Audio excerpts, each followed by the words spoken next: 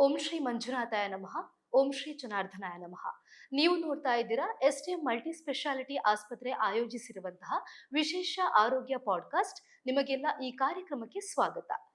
ಇಂದು ನಮ್ಮೊಂದಿಗಿದ್ದಾರೆ ಕಿಡ್ನಿಗೆ ಸಂಬಂಧಿಸಿದಂತಹ ಒಂದಷ್ಟು ಪ್ರಶ್ನೆಗಳಿಗೆ ಉತ್ತರ ಕೊಡೋದಿಕ್ಕೆ ನಮ್ಮ ಸಂಸ್ಥೆಯ ಮುಖ್ಯ ವೈದ್ಯಾಧಿಕಾರಿ ಹಾಗೂ ಜನರಲ್ ಫಿಸಿಷಿಯನ್ ಆಗಿರುವಂತಹ ಡಾಕ್ಟರ್ ಸಾತ್ವಿಕ್ ಸರ್. ಸರ್, ಕಾರ್ಯಕ್ರಮಕ್ಕೆ ಸ್ವಾಗತ. ಸರ್, ಮೊದಲ ಪ್ರಶ್ನೆ, ಕಿಡ್ನಿ ನಮ್ಮ ದೇಹದಲ್ಲಿ ಮಾಡುವಂತಹ ಕೆಲಸಗಳ ಬಗ್ಗೆ ನನಗೆ ಒಂದಷ್ಟು ಮಾಹಿತಿ.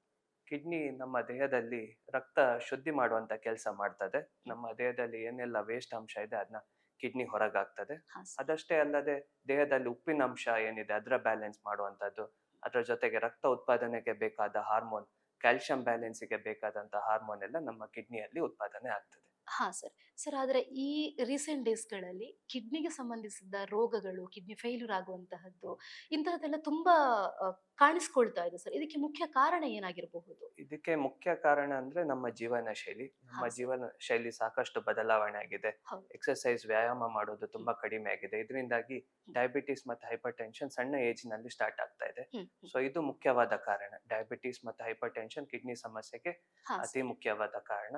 ಅದರ ಜೊತೆಗೆ ಪೇನ್ ಕಿಲ್ಲರ್ಸ್ ತಗೊಳ್ಳೋದಾಗ್ಲಿ, ನೋವಿನ ಮಾತ್ರ ಕೆಲವರೆಲ್ಲ ವರ್ಷಗಟ್ಟಲೆ ತಗೊಳ್ತಾರೆ. ಹಾ ಸರ್. ಡಾಕ್ಟರ್ ಪ್ರಿಸ್ಕ್ರಿಪ್ಷನ್ ಇಲ್ಲದೆ ನೋವಿನ ಔಷಧಿ ತಗೊಳ್ತಾರೆ. ಇದೆಲ್ಲ ಹೌದು. ಕಿಡ್ನಿ ಸಮಸ್ಯೆಗೆ ಕಾರಣವಾಗ್ತದೆ. ಪೇನ್ ಕಿಲ್ಲರ್ ಕೂಡ ಕಿಡ್ನಿ ಸಮಸ್ಯೆಗೆ ಕಾರಣ ಹೌದು. ಆಗುತ್ತಲ್ಲ sir? Pain killer doctor prescription ಇಲ್ಲದೆ ತುಂಬಾ ಸಮಯ ತಗೊಳ್ಳೋದು, ಓಕೆ. ಮತ್ತೆ ಕೆಲವೊಂದು ಪೇನ್ ಕಿಲ್ಲರ್ ಅಲ್ಲದೆ ಬೇರೆ ಮಾತ್ರೆಗಳು ಕೂಡ ಕಿಡ್ನಿ ಸಮಸ್ಯೆಗೆ ಸಮಸ್ಯೆ. ಕಾರಣ ಆಗ್ತದೆ. ಹಾ ಸರ್. ಸರ್, ಅದರ ಲಕ್ಷಣಗಳು ಯಾವ ರೀತಿ ಇರುತ್ತೆ ಸರ್? ಕಿಡ್ನಿ ಫೇಲ್ಯೂರ್ ಆಗಿದೆ ಅಥವಾ ಕಿಡ್ನಿಗೆ ಸಂಬಂಧಿಸಿದ ಸಮಸ್ಯೆ ಕಾಣಿಸ್ಕೊಳ್ತಾ ಇದೆ ಅಂತ ಹೇಳ್ಬೇಕಾದ್ರೆ ಒಂದಷ್ಟು ಸಾಮಾನ್ಯ ಲಕ್ಷಣಗಳಿರಬಹುದಲ್ವಾ? ಹ.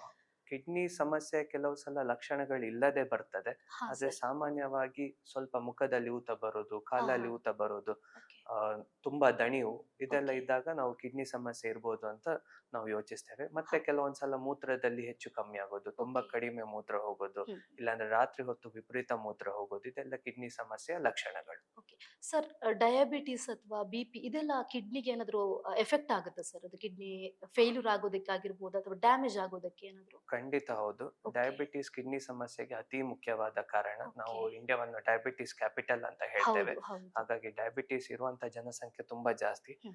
ಹೆಚ್ಚಿನವರಿಗೆ ಕಂಟ್ರೋಲ್ ಇಲ್ಲದ ಕಾರಣ ಶುಗರಿಗೆ ಸಮಸ್ಯೆ ಆಗ್ತದೆ. ಹ್ಮ್. ತುಂಬಾ ಜಾಸ್ತಿ ಶುಗರ್ ಇರುವಾಗ ಹ್ಮ್. ನಮ್ಮ ದೇಹದಲ್ಲಿರುವ ಆ, ರಕ್ತದ ಅಂಶಕ್ಕೆ, ರಕ್ತ ಕಣಗಳಿಗೆ ಹೌದು. ಪೆಟ್ಟಾಗ್ತದೆ. ಹಾ. ಇಲ್ಲಾಂದ್ರೆ ಬಿಪಿ ಇರೋವರಿಗೆ ರಕ್ತ ಶುದ್ಧಿ ಮಾಡುವ ಗ್ರಂಥಿಗೆ ಒತ್ತಡ ಜಾಸ್ತಿ ಆಗ್ತದೆ. ಹೀಗೆ ಓಕೆ. ಬಿಪಿ ಮತ್ತು ಶುಗರ್ ಎರಡು ಕೂಡ ಹ್ಮ್. ಕಿಡ್ನಿ ಫೇಲ್ಯೂರಿಗೆ ಕಾರಣವಾಗ್ತದೆ. ಹಾ ಸರ್. ಸರ್, ಇವಾಗ ಕೆಲವೊಂದಷ್ಟು ರೋಗಿಗಳು ಬರ್ತಾರೆ. ಬಂದು ಹೇಳುವಂಥದ್ದು, ನಮ್ಗೆ ಮೂತ್ರದಲ್ಲಿ ನೊರೆ ಕಾಣಿಸ್ಕೊಳ್ತಾ ಇದೆ. ಹ್ಮ್. ಅದರ ಅಥವಾ ಮೂತ್ರದ ಬಣ್ಣ ಹ್ಮ್. ಬದಲಾವಣೆ ಆಗ್ತಾ ಇದೆ. ಇದೆಲ್ಲ ಕಿಡ್ನಿಗೆ ಹೌದು. ಸಂಬಂಧಿಸಿದೆ ಸರ್ ಇದು? ಹೆಚ್ಚಾಗಿ ಮೂತ್ರದಲ್ಲಿ ನೊರೆ ಹೋಗ್ತಾ ಇದೆ ಹ್ಮ್. ಅಂದಾಗ ನಾವು ಪ್ರೋಟೀನ್ ವೈದ್ಯ ಅಂತ ನೋಡ್ತೇವೆ. ಓಕೆ. ಕೆಲವೊಂದ್ಸಲ ಮಾಮೂಲಿಯಾಗೂ ಸ್ವಲ್ಪ ನೊರೆ ಹೋಗ್ತದೆ. ಹ್ಮ್. ಅದು ನೊರೆ ಅಂತ ಹೇಳಿದಾಗ ನಾವು ದೇಹದಲ್ಲಿ ಇರುವ ಪ್ರೋಟೀನ್ ಅಂಶ ಕಿಡ್ನಿ ಮುಖಾಂತರ ಹ್ಮ್. ಹೋಗ್ತಾ ಇದೆ ಅಂತ ನೋಡ್ಬೇಕಾಗ್ತದೆ. ಹ್ಮ್. ಅದೇ ರೀತಿ ಮೂತ್ರದ ಕಲರ್ ವ್ಯತ್ಯಾಸ, ಕೆಲವೊಂದ್ಸಲ ರಕ್ತ ಹೋಗ್ತದೆ, ಇಲ್ಲಾಂದ್ರೆ ಮೂತ್ರದ ಕಲರ್ ತುಂಬಾ ಡಾರ್ಕ್ ಆದಾಗ ಕೂಡ ಹ್ಮ್. ಕಿಡ್ನಿ ಸಮಸ್ಯೆ ಇರ್ಬೋದು ಅಂತ ನಾವು ಸಂಶಯ ಪಡ್ಬೇಕಾಗ್ತದೆ. ಹಾ ಸರ್. ಸರ್, ಕಿಡ್ನಿಗೆ ಸಂಬಂಧಿಸಿದಂತೆ ಟೆಸ್ಟ್‌ಗಳನ್ನ ಮಾಡಿಸ್ಕೋಬಹುದು ಅಂತ ಹೇಳಿದ್ರೆ ಯಾವುದೆಲ್ಲ ಸೌಲಭ್ಯಗಳಿದೆ ಸರ್? ಕಿಡ್ನಿದು ಟೆಸ್ಟ್ ಮಾಡೋದಂದ್ರೆ ಹ್ಮ್. ತುಂಬಾ ಸುಲಭವಾದ ಟೆಸ್ಟ್ ಅಂದ್ರೆ ಒಂದು ಯೂರಿನ್ ಟೆಸ್ಟ್ ಮಾಡೋದು, ಮತ್ತೆ ಓಕೆ. ಸಿರಮ್ ಕ್ರಿಯಾಟಿನಿನ್ ಮಾಡೋದು. ಹಾ. ಅದ್ರ ಜೊತೆ ಅಡ್ವಾನ್ಸ್ಡ್ ಟೆಸ್ಟ್ ಅಂದ್ರೆ ನಾವು ಮಾಡ್ಬೇಕಾಗಬಹುದು. ಇದು ಹ್ಮ್. ಕ್ರಿಯಾಟಿನಿನ್ ನೋಡಿ ಮಾಡ್ತೇವೆ ನಾವು. ಹಾ ಸರ್. ಕೆಲವೊಂದ್ಸಲ ಸ್ಕ್ಯಾನಿಂಗ್ ಅಗತ್ಯ ಬೀಳ್ತದೆ. ಹ್ಮ್. ಕಿಡ್ನಿ ಸೈಜ್ ನೋಡ್ಲಿಕ್ಕೆ, ಕಿಡ್ನಿಯಲ್ಲಿ ಸ್ಟೋನ್ ಇದೆಯಾ ಹ್ಮ್. ನೋಡ್ಲಿಕ್ಕೆ, ಹ್ಮ್. ಅದೆಲ್ಲ ನೋಡ್ಲಿಕ್ಕೆ ಸ್ಕ್ಯಾನಿಂಗ್ ಇದ ಅವಶ್ಯಕತೆ ಕೂಡ ಓಕೆ. ಬೀಳ್ತದೆ. ಓಕೆ. ಸರ್, ಇವಾಗ ತುಂಬಾ ಜನ ಮೇಯ್ನ್ ಆಗಿ ಯುವ ಜನತೆಗಳು ತಿನ್ನುವಂತಹ ಫಾಸ್ಟ್ ಫುಡ್‌ಗಳಾಗಿರ್ಬೋದು ಅಥವಾ ಏನೋ ಕೋಲ್ಡ್ ಡ್ರಿಂಕ್ಸ್‌ಗಳು, ಹ್ಮ್. ಇದೆಲ್ಲ ಆಫ್ ಕೋರ್ಸ್ ಆಗಿ ಕಿಡ್ನಿಗೆ ಹೌದು. ಎಫೆಕ್ಟ್ ಆಗೇ ಆಗುತ್ತೆ. ಆ, ಅ ಮೊಟ್- ಇದಕ್ಕೆ ಸರ್ ಒಂದು ಆಹಾರ ಪದ್ಧತಿ ಅಂತ ಯಾವ್ದಿರುತ್ತೆ ಹೌದು. ಸರ್ ಕಿಡ್ನಿಯ ಆರೋಗ್ಯ ಕಾಪಾಡಿಕೊಳ್ಳೋದಕ್ಕೋಸ್ಕರ? ಮೊಟ್ಟ ಮೊದಲನೇದಾಗಿ ಯಾವುದೇ ಜಂಕ್ ಫುಡ್ ಇರ್ಲಿ, ಇಲ್ಲಾಂದ್ರೆ ಪ್ರೊಸೆಸ್ಡ್ ಫುಡ್ ಇರ್ಲಿ, ಹ್ಮ್. ಅದನ್ನ ಪ್ರೊಸೆಸ್ ಮಾಡ್ಲಿಕ್ಕೆ ಕಿಡ್ನಿಗೆ ಸಾಕಷ್ಟು ಎಫರ್ಟ್ ಬೇಕಾಗ್ತದೆ. ಸೊ ಇದು ಹೌದು. ನಮ್ಮ ದೇಹಕ್ಕೆ ಖಂಡಿತವಾಗಿಯೂ ಹ್ಮ್. ಒಳ್ಳೇದಲ್ಲ. ಹ್ಮ್. ಅದೇ ರೀತಿ ಸಾಫ್ಟ್ ಡ್ರಿಂಕ್ಸ್, ಕಾರ್ಬೋನೇಟೆಡ್ ಡ್ರಿಂಕ್ಸ್ ಕೂಡ ಹೌದು. ಹಾನಿಕಾರಕ. ಹ್ಮ್. ಕಿಡ್ನಿಗೆ ಒಳ್ಳೆ ರೀತಿಯ ಆಹಾರ ಅಂದ್ರೆ ಹೆಚ್ಚಿನ ಸೊಪ್ಪು ತರಕಾರಿ ತಗೊಳ್ಳೋದು, ಹಾ. ನೀರು ಕುಡಿಯುವಂಥದ್ದು, ಹ್ಮ್. ವಿಪರೀತ ನೀರು ಅಲ್ಲ, ತುಂಬಾ ಕಡಿಮೆನೂ ಅಲ್ಲ, ಹ್ಮ್. ನಮಗೆ ಬೇಕಾದಷ್ಟು ನೀರು ಕುಡಿಯುವಂಥದ್ದು, ಹ್ಮ್. ಮತ್ತೆ ಉಪ್ಪನ್ನು ನಿಯಂತ್ರಣದಲ್ಲಿ ಇಟ್ಕೊಳ್ಳೋದು, ಹಾ ಸರ್. ಇದೆಲ್ಲ ಕಿಡ್ನಿಗೆ ಆರೋಗ್ಯಕ್ಕೆ ಒಳ್ಳೇದ. ಹಾ ಸರ್. ಸರ್, ಅದನ್ನ ಕಿಡ್ನಿ ಫೇಲ್ಯೂರ್ ಆಗ್ತಿದೆ ಅಂತ ಹೇಳ್ಬೇಕಾದ್ರೆ ನಮ್ಗೆ ಅದು ಮೊದ್ಲ ಲಕ್ಷಣದಲ್ಲಿ ಅದನ್ನ ಪತ್ತೆ ಹಚ್ಚಿ ಅದಕ್ಕೆ ಟ್ರೀಟ್ಮೆಂಟ್ ಫಸ್ಟ್ ಸ್ಟೇಜ್ ಅಲ್ಲೇ ಕೊಟ್ರೆ ಸರ್ ಅದು ಕ್ಯೂರ್ ಆಗತ್ತಾ? ಹೆಚ್ಚಿನ ಕಿಡ್ನಿ ಸಮಸ್ಯೆಯನ್ನ ನಾವು ಕಂಟ್ರೋಲ್ ಮಾಡಬಹುದು. ಹಾ ಸರ್.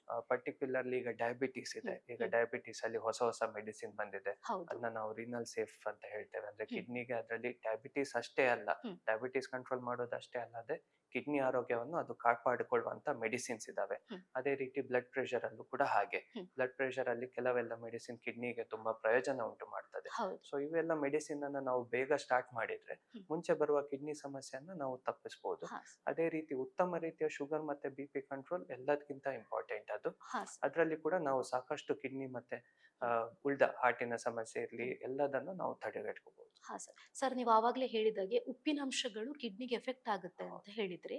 ಸರ್ ಅದು ಯಾವ ರೀತಿ ಎಫೆಕ್ಟ್ ಆಗುತ್ತೆ ಅಂತ? ವಿಪರೀತ ಉಪ್ಪಿನಂಶ ತಗೊಂಡ್ರೆ ಕಿಡ್ನಿಗೆ ಎಫೆಕ್ಟ್ ಆಗ್ತದೆ. ಹ್ಮ್. ಸೋಡಿಯಂ ಅನ್ನು ಮತ್ತೆ ಯಾವುದೇ ರೀತಿಯ ಉಪ್ಪಿನ ಬ್ಯಾಲೆನ್ಸ್ ಅನ್ನ ಮೇಂಟೈನ್ ಮಾಡೋದು ಕಿಡ್ನಿ.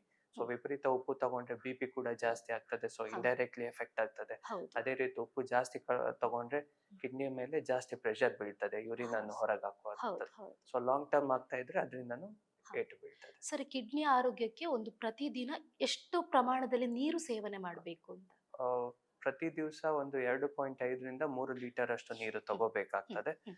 ಕೆಲವೊಂದು ಜನರಿಗೆ ನಾವು ಕಿಡ್ನಿ ಸಮಸ್ಯೆ ಇರೋರಿಗೆ ಕಮ್ಮಿ ತಗೊಳ್ಳಿ ಅಂತ ಹೇಳಿರ್ತೇವೆ, ಅವ್ರು ಹೌದು. ಅದನ್ನೇ ಫಾಲೋ ಮಾಡಬೇಕು. ಹೌದು. ಬಟ್ ಸಾಮಾನ್ಯವಾಗಿ ಹೆಲ್ದಿ ಇರೋರು 2.5 ರಿಂದ 3 ಲೀಟರ್ ನಮ್ಮ ವೆದರಿಗೆ ತಗೊಂಡ್ರೆ ಒಳ್ಳೇದು. ಹೌದು. ಓಕೆ. ಸರ್ ಕಿಡ್ನಿ ಫೇಲ್ಯೂರ್ ಅಂತ ಹೇಳಿದ್ರೆ ಏನು ಸರ್? ಅಂದ್ರೆ ತುಂಬಾ ಜನರಿಗೆ ಇದ್ರ ಬಗ್ಗೆ ಒಂದು ಸ್ವಲ್ಪ ಕನ್ಫ್ಯೂಷನ್ಸ್ ಗಳಿದೆ ಮತ್ತೆ ಪ್ರಶ್ನೆಗಳು ಕೂಡ ಇದೆ. ಕಿಡ್ನಿ ಫೇಲ್ಯೂರ್ ಅಂದ್ರೆ ನಮ್ಮ ದೇಹದಲ್ಲಿರೋ ಏನು ರಕ್ತವನ್ನು ಶುದ್ಧಿ ಮಾಡಬೇಕಾದ ಕೆಲಸವನ್ನು ಅದು ಸರಿಯಾಗಿ ಮಾಡೋದಿಲ್ಲ. ಹ್ಮ್. ಸೊ ನಮ್ಮ ದೇಹದಲ್ಲಿ ವಿಷದ ಅಂಶ ಸೇರ್ಕೊಳ್ತದೆ. ಅವಾಗ ನಾವು ಕಿಡ್ನಿ ಫೇಲ್ಯೂರ್ ಅಂತ ಹೌದು, ಹೇಳ್ತೇವೆ. ಹೌದು. ನಮ್ಮ ದೇಹದಲ್ಲಿ 2 ಕಿಡ್ನಿ ಇರ್ತದೆ. ಹ್ಮ್. ಯಾವಾಗಲೂ 24 ಗಂಟೆ ಕೆಲಸ ಮಾಡ್ತಿರ್ತದೆ. ಹ್ಮ್. ಕೆಲವರಿಗೆ ಒಂದು ಕಿಡ್ನಿ ಹಾನಿಯಾಗಿ ಇನ್ನೊಂದು ಕಿಡ್ನಿ ಒಂದೇ ಕಿಡ್ನಿ ಇರ್ತದೆ, ಆದ್ರೂ ಹೌದು. ಅದು ಕೆಲಸ ಮಾಡ್ತಿರ್ತದೆ. ಹ್ಮ್. ಯಾವಾಗ 2 ಕಿಡ್ನಿ ಕೆಲಸ ಮಾಡೋದು ಕಡಿಮೆ ಮಾಡ್ತದೆ, ಹೌದು. ನಮ್ಮ ರಕ್ತ ಶುದ್ಧಿ ಮಾಡ್ಲಿಕ್ಕೆ ಆಗೋದಿಲ್ವೋ, ಹ್ಮ್. ಆಗ ನಾವು ಕಿಡ್ನಿ ಫೇಲ್ಯೂರ್ ಅಂತ ಹೇಳ್ತೇವೆ. ಹಾ ಸರ್. ಸರ್ ಇವಾಗ ಒಂದಷ್ಟು ಜನರ ಬಗ್ಗೆ ನಾನು ಪರ್ಸನಲ್ ಆಗಿ ಹ್ಮ್. ಕೇಳಿರೋದಂತ ಹೇಳಿದ್ರೆ ಒಂದು ಕಿಡ್ನಿಯಲ್ಲಿ ಎಷ್ಟು ವರ್ಷಗಳ ಕಾಲ ಬದುಕಬಹುದು ಅನ್ನುವಂತಹದ್ದು ಕೂಡ ಕೆಲವರ ಪ್ರಶ್ನೆ ಇದೆ ಸರ್. ಕೆಲವರಿಗೆ ಸಿಂಗಲ್ ಕಿಡ್ನಿ ಇರ್ತದೆ, ಹಾ ಅವರು ಸರ್. ಚೆನ್ನಾಗಿ ಅದನ್ನ ಮೇಂಟೈನ್ ಮಾಡ್ತಾ ಹೋದ್ರೆ ಜೀವನ ಪರ್ಯಂತ ಏನು ಪ್ರಾಬ್ಲಮ್ ಪ್ರಾಬ್ಲಮ್ ಬರೋದಿಲ್ಲ. ಇರುತ್ತೆ. Okay. ಶುಗರ್ ಬರದ ಹಾಗೆ, ಬಿ.ಪಿ ಹ್ಮ್. ಬರದ ಹಾಗೆ, ವ್ಯಾಯಾಮ ಮಾಡೋದು, ಸಾಕಷ್ಟು ನೀರು ಕುಡಿಯೋದು. ಹ್ಮ್. ಸೊ ಒಂದು ಕಿಡ್ನಿ ಇದ್ರೂ ಏನು ಸಮಸ್ಯೆ ಸಮಸ್ಯೆ ಇರುವುದಿಲ್ಲ ಸರ್. ಬರೋದಿಲ್ಲ. ಸರ್ ಯುವಕರಲ್ಲೇ ಹೆಚ್ಚಾಗಿ ಕಾಣಿಸ್ತಿರುವಂತಹ ಕಿಡ್ನಿ ಹ್ಮ್. ಸಮಸ್ಯೆ ಇದಕ್ಕೆ ಯಾವ ರೀತಿ ಅವರು ಒಂದು ಪ್ರಿಕಾಷನ್ಸ್ ಗಳನ್ನ ತಗೋಬಹುದು ಅದ್ರ ಬಗ್ಗೆ ಸರ್ ಒಂದಷ್ಟು ಮಾಹಿತಿ. ಒಂದಂದ್ರೆ ಫ್ಯಾಮಿಲಿಯಲ್ಲಿ ಕಿಡ್ನಿ ಪ್ರಾಬ್ಲಮ್ ಇದ್ರೆ ಅವಾಗ ಟೆಸ್ಟ್ ಮಾಡಿಸೋದು. ಓಕೆ. ಕಿಡ್ನಿ ಮತ್ತೆ ಯೂರಿನ್ ಟೆಸ್ಟ್ ಮಾಡಿ ಮುಂದೆ ಬರುವಂತ ಸಾಧ್ಯತೆ ಇದೆಯಾ ಅಂತ ನೋಡೋದು. ಹ್ಮ್. ಮತ್ತೆ ಅದರ ಜೊತೆ ಉತ್ತಮ ರೀತಿಯ ವ್ಯಾಯಾಮ, ಡೈಲಿ ಎಕ್ಸರ್ಸೈಸ್ ಮಾಡಿ ಹ್ಮ್. ಅವರ ಆರೋಗ್ಯವನ್ನು ಕಾಪಾಡಿಕೊಳ್ಳೋದು. ಜನರಲ್ ವೆಲ್ ಬೀಯಿಂಗ್ ಇದ್ರೆ, ಈಗ ಶುಗರ್ ಇಲ್ಲ, ಬಿ.ಪಿ ಇಲ್ಲ, ಉತ್ತಮ ವ್ಯಾಯಾಮ, ಉತ್ತಮ ರೀತಿಯ ಆಹಾರ ತಗೊಳ್ತಾರಂದ್ರೆ ಕಿಡ್ನಿ ಸಮಸ್ಯೆ ಬರದಾಗೆ ನೋಡ್ಕೊಳ್ಬಹುದು. ನೋಡ್ಕೋಬಹುದು. ಸರ್ ಇದು ಕಿಡ್ನಿ ಸಮಸ್ಯೆ ಅನ್ನೋದು ವಂಶ ಪಾರಂಪರ್ಯವಾಗಿ ಬರುತ್ತಾ ಅದು? ಕೆಲವೊಂದು ಸಮಸ್ಯೆ ವಂಶ ಪಾರಂಪರ್ಯವಾಗಿ ಬರ್ತದೆ. Okay. ಯೂಶಲಿ ಅಂತ ಪೇಷಂಟ್ಸ್ ಗೆ ನಾವು ಹೇಳ್ತೇವೆ, ಹ್ಮ್. ನಿಮ್ಮ ಫ್ಯಾಮಿಲಿಯಲ್ಲಿರೋ ಉಳಿದವರನ್ನು ಟೆಸ್ಟ್ ಮಾಡಿಸಿ ಅಂತ. ಓಕೆ. ಪಾಲಿಸಿಸ್ಟಿಕ್ ಕಿಡ್ನಿ ಡಿಸೀಸ್ ಅಂತ ಹೇಳ್ತೇವೆ, ಅದು Okay. ವಂಶದಲ್ಲಿ ಇರ್ತದೆ. ಹಾ ಸರ್. ಅಂತವರಿಗೆಲ್ಲ ನಾವು ಓಕೆ. ಸರ್ ಹೇಳ್ತೇವೆ. ನಮ್ಮ ಸಂಸ್ಥೆಯಲ್ಲಿ ಪೂಜ್ಯ ಕಾವಂದರ ಒಂದು ಕನಸು ಮತ್ತೆ ಆ ಸೇವೆಯನ್ನು ನಮಗೆ ಕೊಡ್ತಿರುವಂತದ್ದು ಡಯಾಲಿಸಿಸ್ ಉಚಿತವಾಗಿ ಕೊಡ್ತಿರುವಂತಹ ಸೇವೆ. ಹೌದು. ಸರ್ ಇದ್ರ ಬಗ್ಗೆ ನಿಮ್ಮ ಒಂದು ಅಭಿಪ್ರಾಯ ಮತ್ತೆ ನೀವು ಜನರಿಗೆ ಕೊಡುವಂತಹ ಸಂದೇಶದ ಬಗ್ಗೆ ಒಂದು. ನಾವು ಇಲ್ಲಿ ಕಳೆದ 1 ವರ್ಷದಿಂದ ಡಯಾಲಿಸಿಸ್ ಅನ್ನ ಫ್ರೀ ಆಗಿ ಮಾಡ್ತಾ ಹೌದು, ಇದ್ದೇವೆ. ಹೌದು. ಸಾಕಷ್ಟು ಬಾರಿ ನಾವು ಈ ವಿಷಯವನ್ನು ಹೇಳಿದ್ದೇವೆ. ಡಯಾಲಿಸಿಸ್ ಅಂದ್ರೆ ಪೇಷಂಟಿಗೆ ಮಾತ್ರ ಅಲ್ಲ, ಇಡೀ ಕುಟುಂಬಕ್ಕೆ ಹೌದು. ಒಂದು ಆರ್ಥಿಕ ಹಾಗಾಗಿ ಅಷ್ಟೇ ಅಲ್ಲ, ಮನಸ್ಸಿಗೂ ಒಂದು ಒತ್ತಡ ಇರ್ತದೆ. ಹೌದು, ನಾವು ಹೌದು. ಆದಷ್ಟು ಇಲ್ಲಿ ಅವರಿಗೆ ಎಲ್ಲಾ ಫೆಸಿಲಿಟಿಯನ್ನು ಆದಷ್ಟು ಇಲ್ಲೇ ಕೊಡ್ಲಿಕ್ಕೆ ಪ್ರಯತ್ನ ಪಡ್ತಾ ಇದ್ದೇವೆ. ಹ್ಮ್.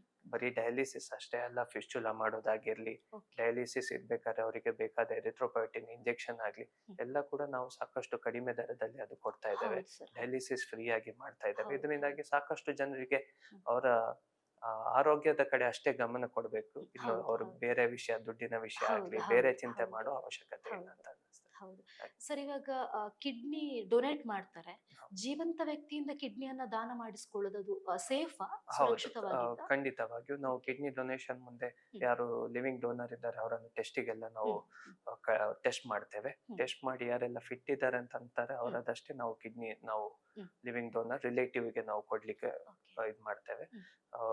ಕಿಡ್ನಿ ಡೊನೇಷನ್ ಸೇಫ್ ಅದು. ಹ್ಮ್. ಸಿಂಗಲ್ ಕಿಡ್ನಿಯಲ್ಲಿ ಕೆಲವರು ಗೊತ್ತಿಲ್ಲದೇನೆ ಒಂದು ಕಿಡ್ನಿಯಲ್ಲಿ ಇರ್ತಾರೆ. ಹೌದು ಸರ್, ಹಾಗಂತ ಹೌದು. ಡೊನೇಟ್ ಮಾಡಿದ ಮಾಡಿದ್ಮೇಲೆ ತುಂಬಾ ಜನರಿಗೆ ಓಕೆ. ಸಮಸ್ಯೆ ಬರೋದಿಲ್ಲ. ಹಾ, ಪರ್ಟಿಕ್ಯುಲರ್ಲಿ ರಿಸೀವರಿಗೆ ಅದು ಲೈಫ್ ಸೇವಿಂಗ್. ಹೌದು, ಅಂದ್ರೆ ಇಷ್ಟು ಹೌದು. ವರ್ಷ ಡಯಾಲಿಸಿಸ್ ಮಾಡ್ತಾ ಇರ್ತಾರೆ, ಹೌದು, ಸಡನ್ಲಿ ಹೌದು. ಡಯಾಲಿಸಿಸ್ ಫ್ರೀ ಆಗ್ತಾರೆ. ಹ್ಮ್, ಹ್ಮ್, ಸೊ ಅದು ಇಬ್ಬರಿಗೂ ಲೈಫ್ ಚೇಂಜಿಂಗ್ ಹೌದು, ಇದು. ಹೌದು. ಸರ್, ಕಿಡ್ನಿ ಟ್ರಾನ್ಸ್ಪ್ಲಾಂಟ್ ಬರುತ್ತಲ್ಲ ಸರ್, ಹೌದು. ಅದ್ರ ಬಗ್ಗೆ ಒಂದಷ್ಟು ಮಾಹಿತಿ ನಮಗೆ. ಕಿಡ್ನಿ ಟ್ರಾನ್ಸ್ಪ್ಲಾಂಟ್ ಈಗ ಯಾರಿಗೆಲ್ಲ ಡಯಾಲಿಸಿಸ್ ಆಗ್ತಾ ಇದೆ ಹ್ಮ್. ಅವರಿಗೆ ನಾವು ಟ್ರಾನ್ಸ್ಪ್ಲಾಂಟ್ ಆಪ್ಷನ್ ಕೊಡಬೇಕಾಗ್ತದೆ. ಓಕೆ. ಟ್ರಾನ್ಸ್ಪ್ಲಾಂಟ್ ಅಂದ್ರೆ ಬೇರೆ ಯಾರ್ದಾದ್ರು ಐದರ್ ಲಿವಿಂಗ್ ಡೋನರ್ ಇಲ್ಲಾಂದ್ರೆ ಕೆಡವರ್ ಅಂದ್ರೆ ಹ್ಮ್. ಡೆಡ್ ಪರ್ಸನ್ ಅನ್ನ ಇಮಿಡಿಯೇಟ್ ಆಗಿ ಕಿಡ್ನಿ ತೆಗೆದು ಇವರಿಗೆ ಸರ್ಜರಿ ಮುಖಾಂತರ ಹಾಕುವಂತದ್ದು. ಹಾ, ಸರ್. ಅದರಿಂದಾಗಿ ಇವರು ಡಯಾಲಿಸಿಸ್ ಫ್ರೀ ಆಗ್ತಾರೆ. ಓಕೆ. ಮುಂದೆಗೆ ಅವರು ತುಂಬಾ ಚೆನ್ನಾಗಿ ಆರೋಗ್ಯ ಕಾಪಾಡ್ಕೊಳ್ಬೇಕಾಗ್ತದೆ. ಇಮ್ಯುನೋಸಪ್ರೆಸೆಂಟ್ ಇರ್ತದೆ, ಸಾಕಷ್ಟು ರಿಸ್ಟ್ರಿಕ್ಷನ್ಸ್ ಇರ್ತದೆ. ಓಕೆ. ಆದ್ರೂ ಡಯಾಲಿಸಿಸ್ ಫ್ರೀ ಆಗಿ ಉತ್ತಮ ರೀತಿಯಲ್ಲಿ ಅವರ ಆರೋಗ್ಯ ಕಾಪಾಡ್ಕೊಳ್ಲಿಕ್ಕೆ ಆಗ್ತದೆ. Okay sir. ಸರ್, ಕೊನೆಯ ಪ್ರಶ್ನೆ. ಹ್ಮ್. ಕಿಡ್ನಿಯ ಆರೋಗ್ಯ ಕಾಪಾಡಿಕೊಳ್ಳೋದಕ್ಕಂತ ನೀವೊಂದು ಕೊಡುವಂತಹ ಪ್ರಮುಖ ಸಂದೇಶ ಏನು ಅಂತ ಸರ್? ಕಿಡ್ನಿ ಆರೋಗ್ಯಕ್ಕೆ ಅತಿ ಮುಖ್ಯವಾದದ್ದು ಅಂದ್ರೆ ಸಾಕಷ್ಟು ಸಾಕಷ್ಟು ಚೆನ್ನಾಗಿ ನೀರು ಕುಡೀರಿ, ಬೇಕಾದಷ್ಟು ನೀರು ಕುಡೀರಿ, ಎಕ್ಸರ್ಸೈಸ್ ಮಾಡಿ ಮತ್ತು ಜಂಕ್ ಫುಡ್ ಮತ್ತೆ ಪ್ರೊಸೆಸ್ಡ್ ಫುಡ್ ಅನ್ನ ಅವಾಯ್ಡ್ ಮಾಡಿ. ಆದಷ್ಟು ಸೊಪ್ಪು ತರಕಾರಿ ಅದೇ ರೀತಿಯ ಫುಡ್ ತಗೊಳ್ಳಿ ಅಂತ ಹೇಳಲಿಕ್ಕೆ ಓಕೆ. ಇಷ್ಟಪಡ್ತೇನೆ. Okay sir. ಸರ್, ಕಿಡ್ನಿ ಆರೋಗ್ಯಕ್ಕೆ ಸಂಬಂಧಿಸಿದಂತೆ ಮಾಹಿತಿ ಕೊಟ್ಟಿದ್ದಕ್ಕೆ ಧನ್ಯವಾದಗಳು ಸರ್. ಧನ್ಯವಾದಗಳು. Thank you. ಪ್ರಿಯ ವೀಕ್ಷಕರೇ, ಕಿಡ್ನಿ ಮಾನವನ ದೇಹದ ಪ್ರಮುಖ ಅಂಗ. ಇದರ ಆರೋಗ್ಯವನ್ನ ಪ್ರತಿಯೊಬ್ಬರು ಕೂಡ ಅಚ್ಚುಕಟ್ಟಾಗಿ ಕಾಪಾಡಿಕೊಳ್ಳಬೇಕು ಎಂದು ಹೇಳುತ್ತಾ ಇಂದಿನ ಈ ವಿಶೇಷ ಕಾರ್ಯಕ್ರಮವನ್ನ ಮುಕ್ತಾಯಗೊಳಿಸ್ತಾ ಇದ್ದೀವಿ. ಮುಂದಿನ ಬಾರಿ ಮತ್ತಷ್ಟು ಆರೋಗ್ಯ ಕಾರ್ಯಕ್ರಮವನ್ನ ನಿಮ್ಮ ಮುಂದೆ ತರ್ತಾ ಇರ್ತೀವಿ ಅಂತ ಹೇಳ್ತಾ ಧನ್ಯವಾದಗಳು.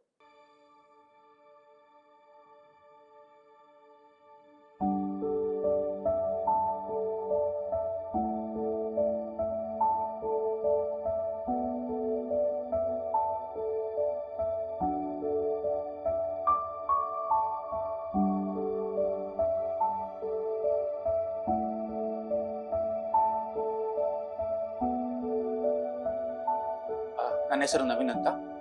ಆ್ಯಕ್ಚುಲಿ ನಂದು ನಮಗೆ ಈಗ ಹೆಣ್ಣು ಮಗು ಆಗಿದೆ. ತುಂಬ ಖುಷಿ ಆಗ್ತದೆ. ಹಾಸ್ಪಿಟಲ್ ಫೆಸಿಲಿಟೀಸ್ ಮತ್ತೆ ಇಲ್ಲಿದ ಸ್ಟಾಫ್, ಡಾಕ್ಟರ್ಸ್ ಸ್ವಚ್ಛ ಪೂರ ಭಾರಿ ಶೋಕುಡು ಸ್ವಚ್ಛತೆ ಪೂರ ಕ್ಲೀನ್ ಎಲ್ಲ. ಮುಖ್ಯವಾಗಿ ಕಾವಂದರ ಕನಸು ಇದು. ಏನೊಂದು ಒಳ್ಳೆ ಆಸ್ಪತ್ರೆ ಉಜಿರೆಯಲ್ಲಿ ಬೇಕು. ಎಲ್ಲರೂ ಏನೊಂದು ಮಂಗಳೂರಿಗೆ ಹೋಗ್ಬೇಕು, ಒಂದು ಎಮರ್ಜೆನ್ಸಿ ಆದ್ರೆ ಅಂತಹ ಸಿಚುವೇಶನ್ ಬರಬಾರ್ದು. ನಮ್ಮ ಏನೊಂದು ಊರಲ್ಲಿ ಒಳ್ಳೆಯ ಏನೊಂದು ಆಸ್ಪತ್ರೆ, ಸುಸಜ್ಜಿತವಾದ ಆಸ್ಪತ್ರೆ ಬೇಕು ಅಂತ ಹೇಳುವ ಕನಸು 12 ಗಂಟೆ 1 ಗಂಟೆ 2 ಗಂಟೆಗೆ ನಾನು ನೋವು ಅಂತ ಹೇಳುವಾಗ್ಲೂ ಏನು ನಿಮಿಷವೂ ವ್ಯರ್ಥ ಮಾಡದೆ ಇಮಿಡಿಯೇಟ್ಲಿ ಆಗಿ ಬಂದು ನನ್ನನ್ನೆಲ್ಲ ಆ ನೋವಿಗೆ ಬೇಕಾದ ವಿಚಾರಗಳನ್ನೆಲ್ಲ ಮಾಡಿದ್ದಾರೆ.